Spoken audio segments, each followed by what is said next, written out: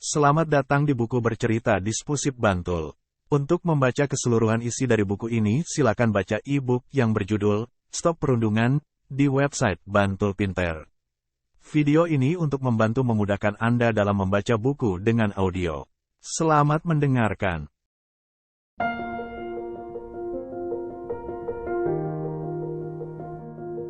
Apa, di mana, dan kapan perundungan terjadi? Pastinya kamu punya banyak impian yang ingin kamu raih. Kemauan, optimisme, dan semangat yang kamu miliki adalah kunci untuk meraih impianmu dan mengatasi berbagai rintangan yang menghadang. Salah satu rintangan yang mungkin menghadang adalah perilaku perundungan, bullying. Pernahkah kamu mengalami perundungan, misalnya dikucilkan atau dihina teman? Setiap remaja menanggapi perundungan dengan cara yang berbeda. Ada yang tak terusik namun ada juga terganggu. Ada yang menderita hingga mengalami depresi berkepanjangan, bahkan ada yang kemudian bunuh diri. Ternyata 50% siswa pernah mengalami perundungan di sekolah. Ayo belajar tentang apa itu perundungan, serta kapan dan di mana itu terjadi. Apa sih perundungan itu?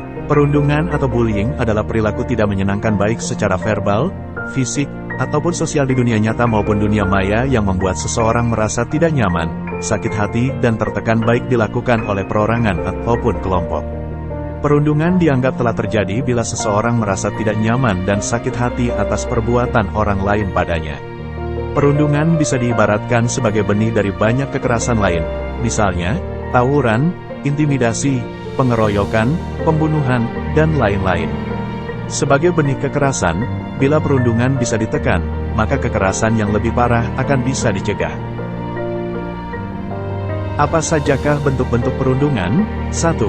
Verbal, misalnya, membentak, berteriak, memaki, bergosip, menghina, meledek, mencela, mempermalukan, dan lain-lain.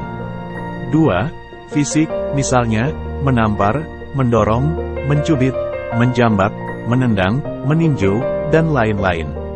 3. Sosial, misalnya, mengucilkan, membeda-bedakan, mendiamkan, dan lain-lain. Perundungan di dunia maya, cyberbullying. 1. Memperolok di media sosial, mengirimkan berbagai pesan yang menyakiti, menghina, mengancam, dan lain-lain. 2. Pesan teror. 3. Menyebarkan kabar bohong. 4. Mengubah foto tidak semestinya. 5. Peran kata-kata dari dunia maya, flaming. 6. Membuat akun palsu untuk merusak reputasi seseorang. 7. Memperdaya seseorang untuk melakukan sesuatu yang memalukan. 8. Mengucilkan seseorang dari grup daring. Di mana dan kapan terjadi perundungan? 1. Di sekolah, misalnya, di kelas, di halaman, di kantin, di kamar kecil, di perpustakaan, di lorong-lorong sekolah, dan di tempat-tempat sepi. 2. Di rumah. 3. Di tempat-tempat anak berlatih olahraga, seni tari, nyanyi, dan lukis. 4. Di tempat ibadah. 5. Di restoran. 6. Di dunia maya, misalnya, media sosial dan pesan elektronik. Dampak perundungan. Akademis. 1. Penurunan prestasi akademis. 2. Penurunan tingkat kehadiran di sekolah. 3. Berkurangnya minat pada tugas dan kegiatan sekolah lainnya. 4. Sulit berkonsentrasi.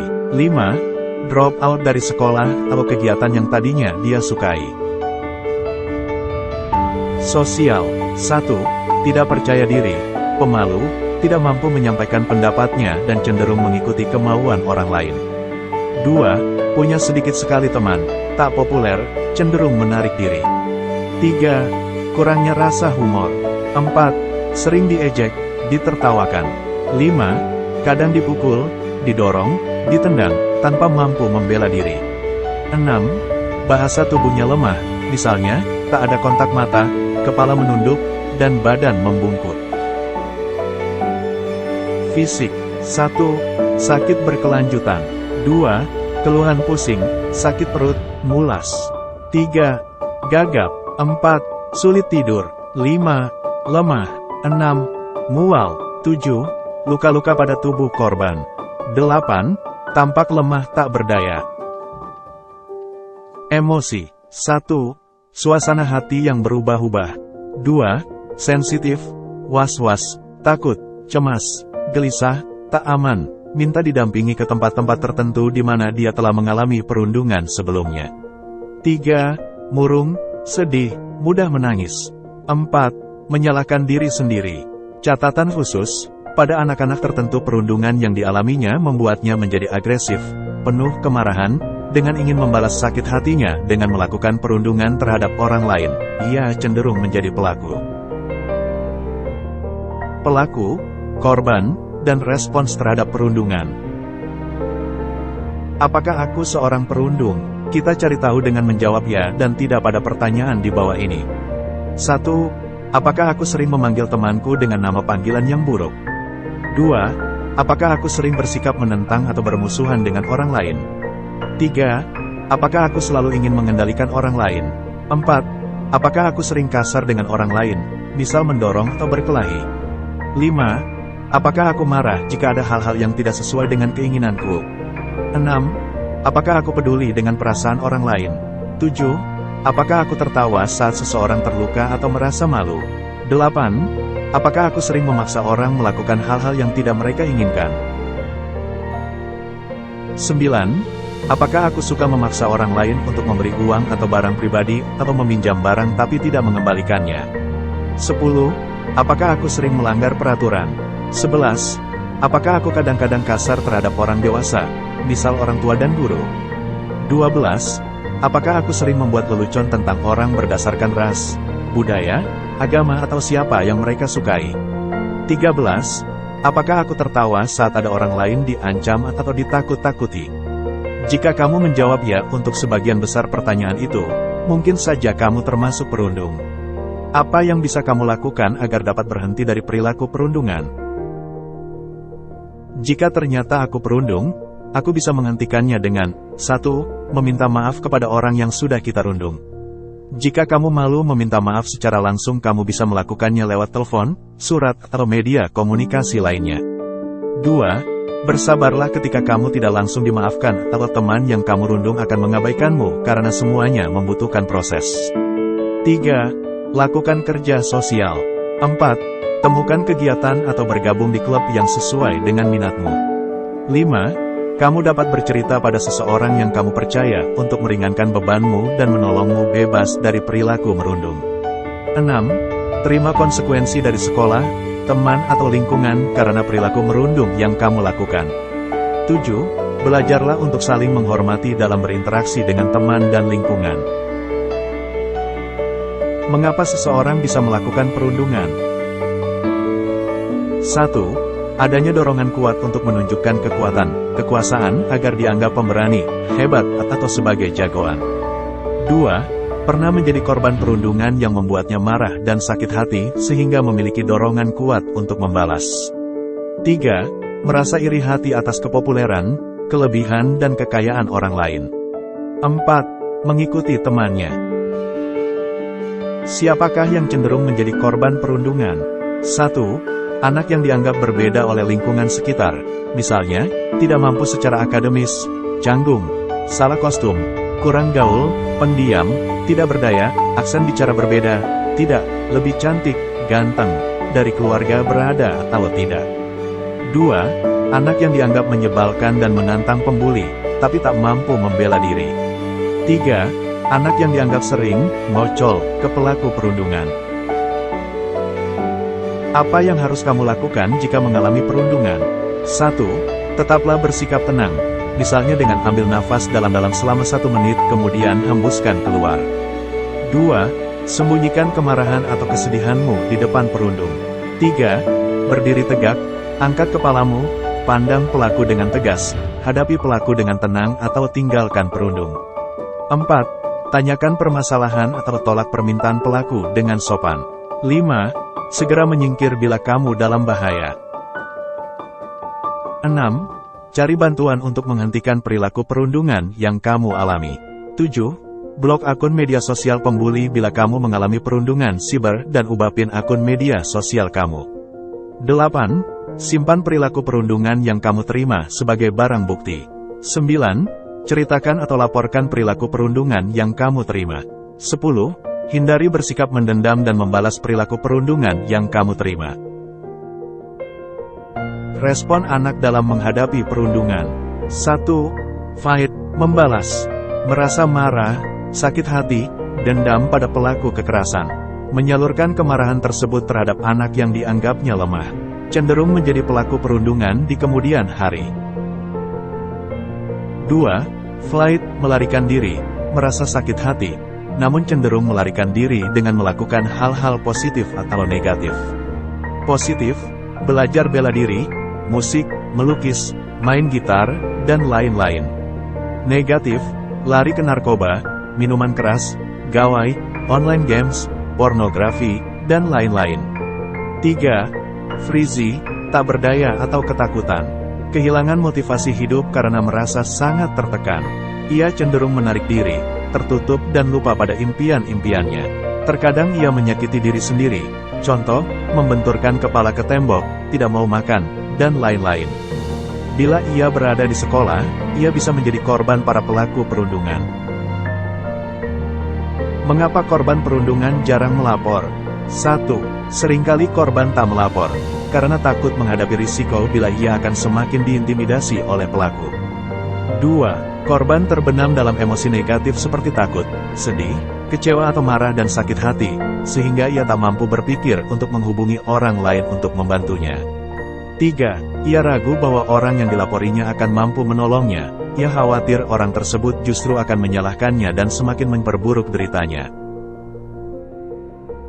Jangan menjadi penonton, yaitu melihat perundungan, namun tidak melakukan apa-apa. Bystanders. Mengapa menjadi penonton? 1. Takut menghadapi konsekuensi diperlakukan sama oleh pelaku. 2. Tidak tahu harus berbuat apa, atau kemana harus melaporkan kejadian yang dilihatnya. Ayo kita jadi upstanders.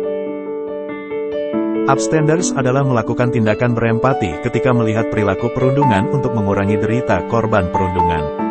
Contoh, 1. Hindari ikut menjadi perundung, atau ikut menertawakan perilaku perundungan yang dilakukan temanmu. 2. Jangan menonton perilaku perundungan karena terkadang perundung melakukannya untuk menarik perhatian teman. 3. Katakan pada perundung untuk menghentikan perilaku mereka, hanya jika kamu merasa aman melakukan tindakan ini. 4. Berteriak atau cari bantuan dari orang yang lebih dewasa untuk menghentikan perilaku perundungan.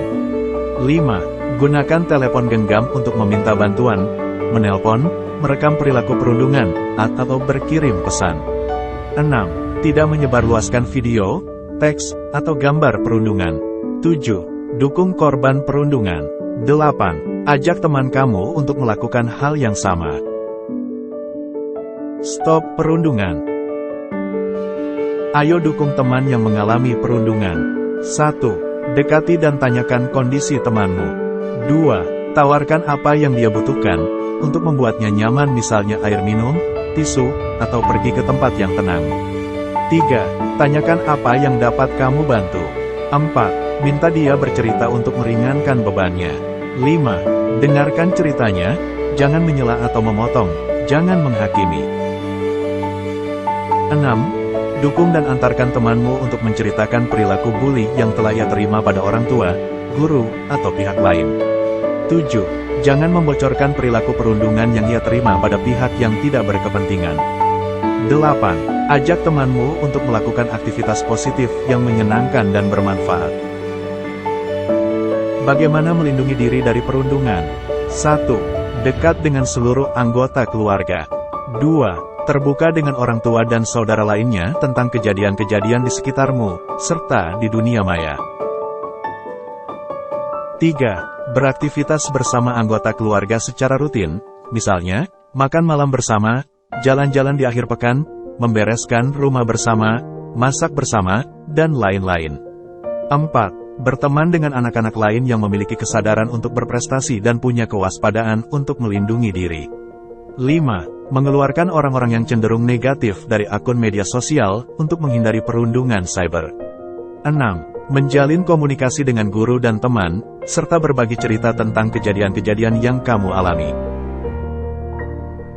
Sanksi atas perilaku perundungan. 1. Sesuai dengan Permendikbud Nomor 82 Tahun 2015, pelaku perundungan dapat diberikan sanksi berupa a. Teguran lisan, tertulis atau sanksi lain yang bersifat edukatif kepada peserta didik. b.